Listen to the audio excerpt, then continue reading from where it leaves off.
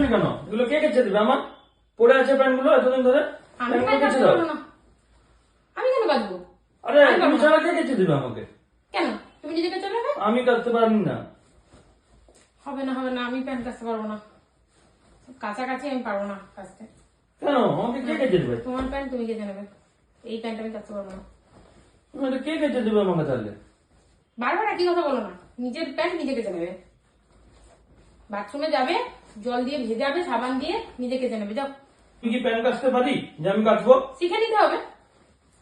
আমি পারবো না, এরকম বললে কি করে হবে? আমি পারবো না প্যান্ট কাচতে। ও আচ্ছা, এটা 50 টাকা আছে। ওটা তো আমার টাকা। তো তোমার টাকা মানে তো আমার টাকা নাকি? এটা আমি জলে ভিজিয়ে দেবো না, ধরো। জলে ভিজিয়ে দিবে মানে? জলে ভিজিয়ে দেবো, তুমি সাবান দিয়ে কেচে নেবে। এটাও আমাকে কাচতে হবে? হ্যাঁ, তুমি ছাড়া কে কাচবে? ও বা, এই পকেটটাও দেখে নি।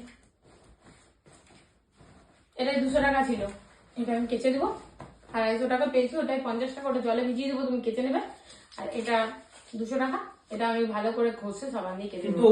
এরপর থেকে প্যান্টের পকেটে এরকম 100-200 করে টাকা রাখবে, তাহলে ভালোভাবে কাঁচা হয়ে যাবে। যাও। আজকাল টাকা ছাড়া না কিছু হয় না।